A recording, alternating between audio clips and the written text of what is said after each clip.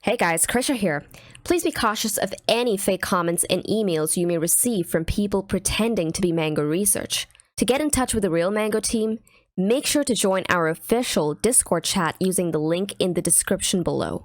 Stay safe out there, and remember, do it Mango. And what's up you guys? Welcome to the Mango Grove. My name is Krisha, and this is today's Bitcoin analysis video. Sean, I'm super excited. I don't know why. After this monthly close, I like the fact that we're likely going to end up seeing volatility. So there's much to talk about today. But first off, Sean, say hi to everybody. Good morning. Good morning. Good morning, everyone. How are you liking that monthly close? All right, guys. Before we go further with this video, I want all of you guys to pause the video and just type just one word: bearish or bullish. Right? If you think the candle is bullish, go ahead and type it. If you think the candle is bearish, go ahead and type it. There's no right or wrong answer. By the way, again, it all depended on what you set your thesis as before the monthly candle, right? But you can have an opinion either way. If you did not set your thesis, just go ahead and let us know in the comments. I'd love to know what you guys are thinking. So Sean, we closed a monthly, right, as well as a weekly candle. So we'll be dissecting these two candles today. We're going to start off with the monthly because that is the most important one, and then we'll be moving on over to the weekly chart. And yeah, let's dive right in. Sean, there was a critical level that we have been looking at on the monthly time frame. Now, this is more like a cyclical thing where we look at it to really give us that tip off on whether or not we're going to see a capitulation event or an even bigger bearish move to the downside, right? And that level is the monthly 21 EMA. Which is marked out on my chart with this yellow line right here, right? That is the monthly 21 EMA. And if you just zoom into this picture, Sean, we closed underneath the 21 EMA. But what was very important about this monthly close and why I personally think that it's a bit more bearish than usual is the fact that notice how we did not get bids on that close. So no like wick. There is barely any wick on that, right? So there were barely any bids that really came in for Bitcoin on that close. And as I looked at that candle, I'm like, that looks nasty. It does. If you go ahead and take a look at the previous monthly candles, every single one of these monthly 21 EMAs were defended with a bit of, a nice strong wick, right? A nice shadow to each one of these monthly candles. We did dip deeper into the juncture that we've been talking about now for months, the 10K and 21 EMA Kijun. We did dip deeper into all of those candles, but the defense was there as well. And what I really don't like about this candle was how the bulls did not even attempt to, or it seemed like there was no attempt from the bulls because there was that much sell pressure that it was pretty much just given up without a fight. Yeah. And now as long as the month is still undergoing, which is essentially we're only 3 days into the current month, I'm going to be looking at this as a potential retest. We could come and test the Tenkin, perhaps even deeper into this juncture over here. I wouldn't be too surprised to see a wick higher into the $41,000 region. But in my opinion, the entire region from around 39,500 to around 41,000-ish is likely going to be a retest. And we could close the month back underneath the monthly 21 EMA. Yeah, so it would be more if you're trading the wing strategy if you're looking to take a short position. And I sort of agree with that. But it'll really have to depend on how like you said, price really starts acting in this region. And there are a couple of things to allude to perhaps another small mini rally to the upside, and that's on the lower time frame. So it might not even be too much. It might not look like much on say the monthly time frame. Honestly, all it takes is Jay Powell saying something unexpected in yesterday's FOMC meeting. I want you guys to keep in mind, everyone listening at Mango, to put things simply in very, very layman terms. The current market, the credit markets, the bond markets are currently pricing in some serious rate hikes. I believe they're pricing in the Fed's funds rate, right, at around 3.5% by end of year or early next year. Whoa. Okay, that's a serious hike. Okay, on top of that, they're pricing in a double rate hike for this month. so at least 0.5%, so 50 basis points. Now, if J Powell comes in and alludes to anything less than that, because currently, okay, again, to put in layman terms, currently the market is pricing in extreme hawkishness, right? Extreme hawkishness, which means extreme tightening of the market. If the Fed comes in and even says like something like, yeah, we're just going to raise rates by 0.25, and now this was considered hawkish at the beginning of this year, 0.25. Right. But now if the Fed says 0.25, that would be considered dovish. So it's all relative to what the market is pricing in. The market is pricing in 0.5 at the moment for this month, and 3.5% in its total by the end of the year. So you're saying that if it's anything lower than, say, 0.5, if he starts walking back on that, right, over the next 2 months, right, you guys may start seeing the markets reverse, but we can't assume that he's going to do that. Right, I'm just saying watch out for that, and those will be your early indicators, and watch what the market does on top of that. Okay, so all of that will start giving you confirmation to perhaps pivot. But as of now, we don't have any of that.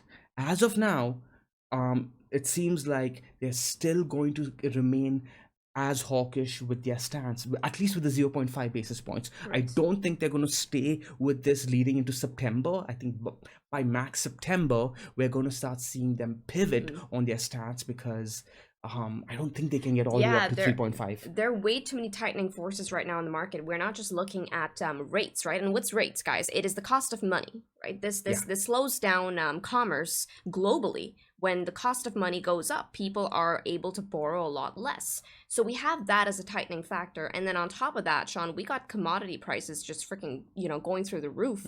So there are various tightening forces, and that's sort of, they're sort of in a pickle. Right? So there's a lot working against them, and you can't let the economy slip this fast, because it's like a pendulum at this point. Last year it was super loose, and now just suddenly it happened very fast, where things like everything got very tight very fast, the money, right? So pendulum is the right word.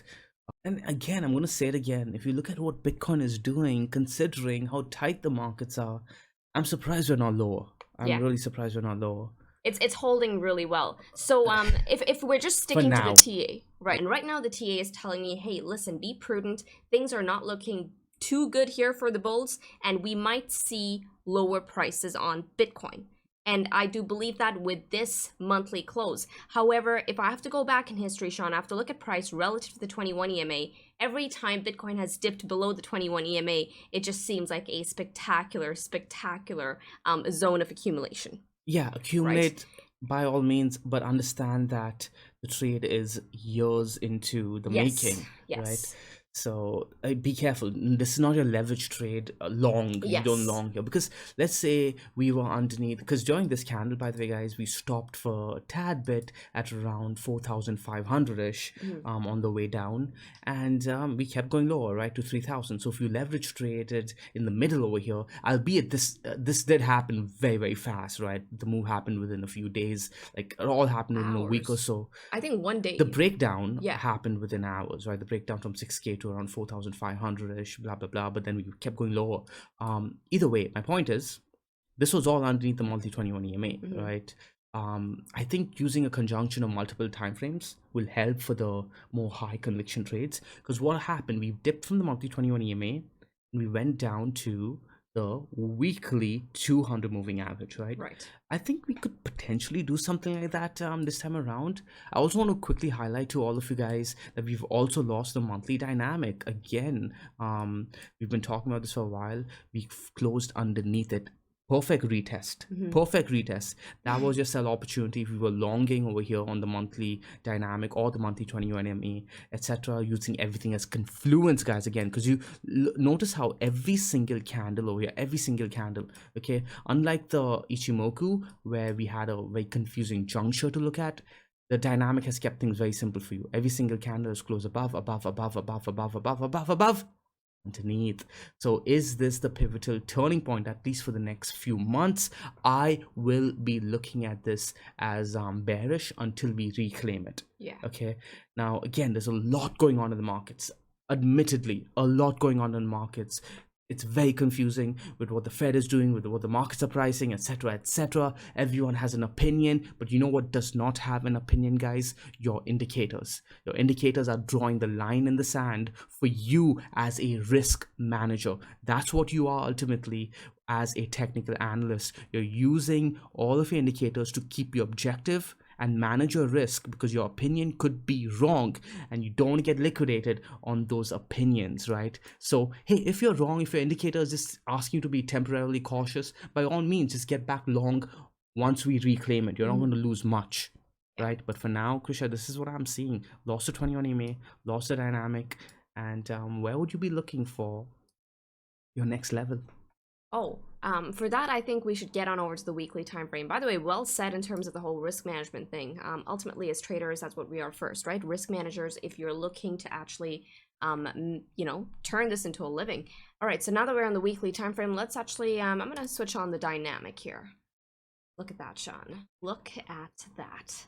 And if you just followed, like I remember doing the dynamic tutorial on this juncture, and I'm like, all right, things are looking neutral here in the tutorial. I'm like, this is likely telling you that, it's time to be prudent instead of jumping the gun on this breakout, because technically this could have looked like a breakout, right? If I just switch on my lines there, just look at that white line, right? Drawing in the resistance then turned into support, but the dynamic essentially kept you safe here, telling you, hey, this is still neutral territory, right? We have not turned bullish just yet. And what do you know? We got rejected and then back down. But as far as targets are concerned, so first off, bearish here on the dynamic as well, serving it to us on platter. If I have to now go ahead and turn on my Ichimoku cloud, I just sort of have it as a template. I'm going to switch on my 200 simple right there. My target for Bitcoin right now, guys, comes in at the 200 simple moving average, which comes in at around 21.6K. Do I have additional targets for Bitcoin? Yes, I do. And for that, let's go ahead and switch on my targets. Now, remember going over this in the last Bitcoin video that we did, but let's go ahead and turn those on. And there they are. Okay, so the first one, as you can see, I have the 200 simple, which also lines up with my almost the 23K target. But the second one that I have here on top is coming in at 29K. Okay, now do I intend on shorting Bitcoin in this juncture? No, I will not be shorting Bitcoin. Do I intend on collecting Bitcoin? Do I intend on buying these dips? Yes, I do. Okay, I do intend on buying the dips. Where do I think the bargain buy is going to come in at? I think it's going to be 18.2K. If things get a bit rough in the water, Sean, in terms of leverage, if people are a little too over leveraged and they start sort of piling in on long positions, and there is more sell pressure that comes in, those trades are going to get liquidated, right? At that point, I will be looking at lower prices coming in at 18.2K. But these are the major targets that I have for Bitcoin to the downside. What about you? Are you seeing anything that perhaps I'm not seeing? No. I like how you've marked out a level close to my 19K target finally. Because Krisha did have this target over here around $23,000 for a while, and I've been looking at this 200 moving average, which was sitting all the way back at around 19K, 18K-ish, back when she drew this, right? Now the 200 moving average on the weekly is coming up to the $23,000 level. Do you have your 200 exponential moving average? I probably do. It's the one at the end. There we go. Okay, so the 200 exponential moving average is the purple line. The 200 moving average, guys, is the red line over here. Now I've done a really simplified explanation between the differences of a simple moving average and an exponential moving average that you guys can find on our YouTube educational playlist, completely for free, by the way. So go ahead to themangoway.com/education and you'll go ahead and pop up the education list and watch that video. The difference between a simple moving average and exponential moving average, it will give you a lot of edge on very simple trades. All right, with that being said, I wouldn't be too surprised, Krisha, if we actually see a initial pit stop over here around 26,000, 27,000, right? And then make our way down to the 200 moving average over here, maybe see a wick down to the 18K level, but then oscillate between these two moving averages. But we've done it historically over and over again. You can see it over here as well. The price, you don't have enough history on this. Do you have BLX anywhere? I think I probably got Okay, Bitstamp, or there yeah, you there go. we go. So we did it over here, we did it over here, and historically I think we've done it over here as well. So you see price kind of like struggling to get between and above the 200 moving and exponential average, and usually after the breakout back to the upside, you guys can start looking for the reversal if Bitcoin is to have one, right? So essentially, if we break underneath the 200 moving average, that's going to be extremely bad. If we break above, then you guys can say, okay, you know what, maybe I can start looking for a reversal on this asset. Yes. But in my opinion, the catalyst of the bearish move was hit on the last 3-day close, and that sort Oh of served, yeah, that yeah. sort of served it to us The on a platter, yeah, right? yeah, It yeah. basically told us, and that's when that's when that's why essentially Sean and I we focus on multi-time frame analysis, because that essentially gives us the early tip off that you need to even position or even to get out of your trades, because even getting out of really bad trades is you saving yourself from a painful loss, right? You saving your equity for a better trade to come in the future. So similarly, so once again, I'm just going to drive that in. And this is why multi-time frame analysis is very important. Okay, I'm just going to switch off my cloud just for the sake of clarity, and there we have it. Right, we lost the 3-day 200 simple moving average. We've been held down by the 21, by that 10 SMA. We have a bearish cross all around, and what do you know? Still living underneath that. We have 3, 6, 9, 12 candles now. 12 candles in a row, and we're still underneath that 200 simple. If things start turning around, and if we take that back up, then perhaps things could be changing. We could be gearing up for a higher rally, but so far, the bears are in control. Krisha did end up being right on this one, guys. She spotted this 200 moving average on the 3-day, all the way back over here, right?